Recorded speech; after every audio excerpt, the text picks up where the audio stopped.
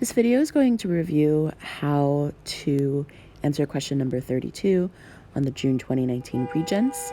And it's also going to review just some good tips on how to answer these types of questions when we're when we're given some points and asked to prove if it's a specific shape.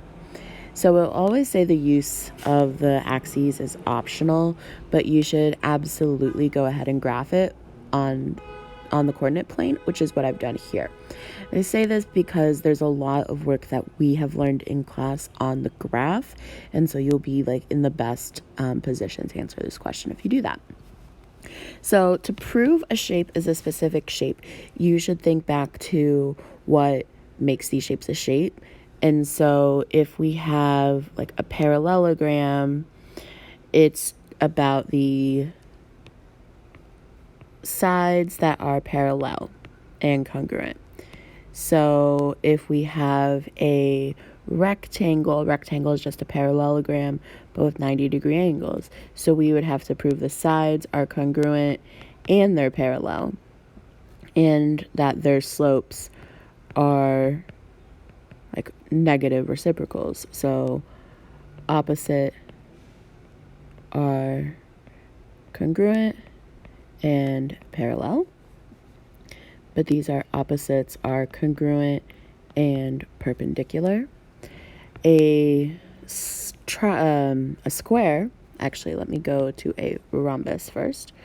A rhombus, that's not a very good rhombus, that's better. A rhombus, all sides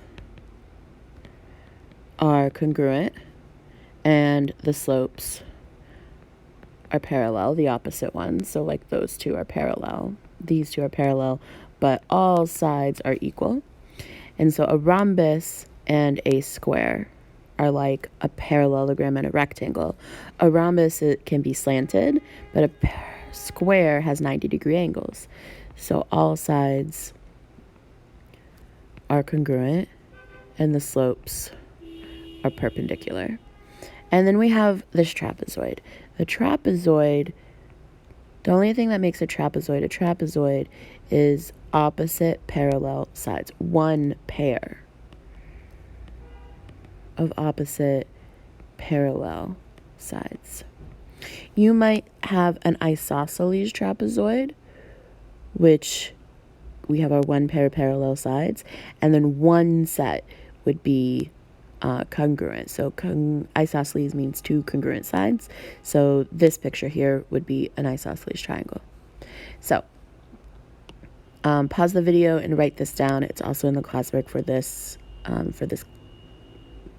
lesson because I'm going to erase it. So what we need to do, my advice for you to answer this question is, identify the shape, sketch out what it looks like, and then that will usually remind you like what the relationship is. All right, in a trapezoid, I have one pair of parallel sides. It could be that side. It could also be this side. So I know that I'm going to have to find the slope for all four sides because that is how I know if the lines are parallel. So I'm going to go ahead and calculate the slope for all four sides. So from A to D, 1, 2, 3, 4, 5, 6, 6 over 2. Remember, slope is the change in y over the change in x. So for A to D, I went down 6 and I went to the right 2. So the slope is -3.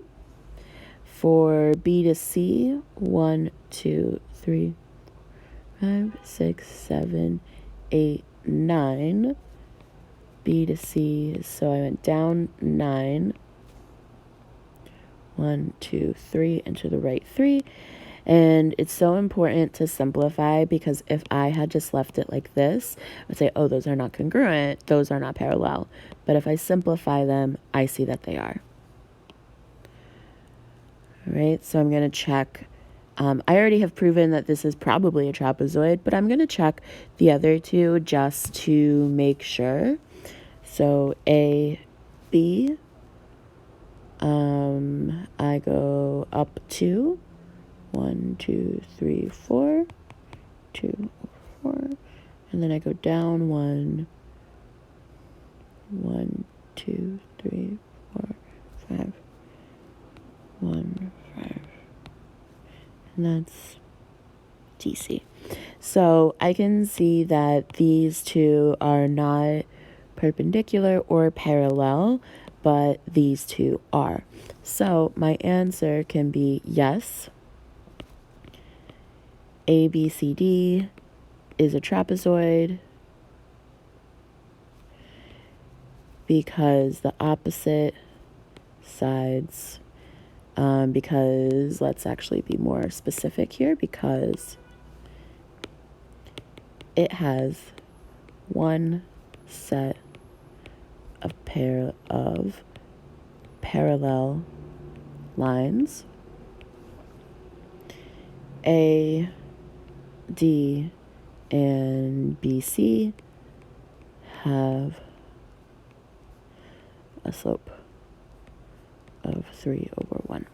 And that's it for this part. So the second part of the question, there's usually a second part. And so the second part of the question asked about, let's bring it up.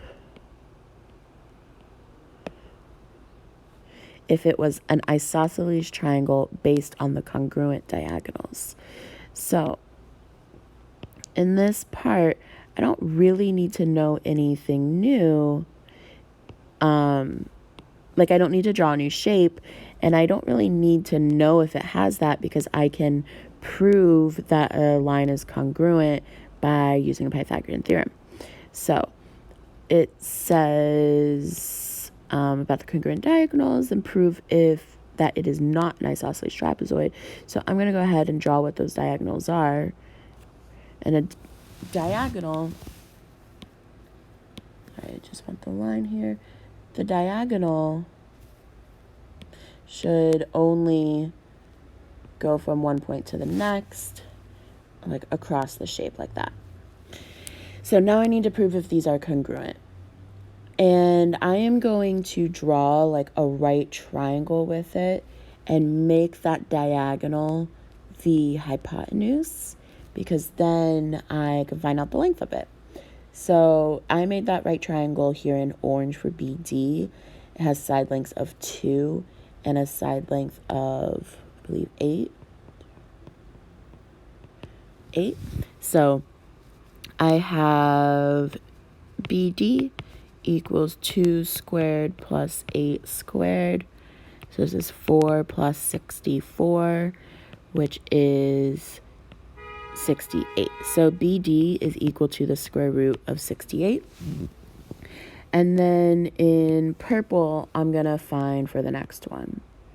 So this is the right triangle I'm going to make for AC. And it goes down 7. And it goes to the right also 7. So 49 plus 49 is equal to 98. And so these two lines cannot be congruent. Even though I haven't put this into the calculator, the square root of 68 cannot be the same as the square root of 98. So these two are not congruent. And I could say here, like, this is not an isosceles trapezoid because the diagonals are congruent. BD is square root of 68 and AC is square root of 98.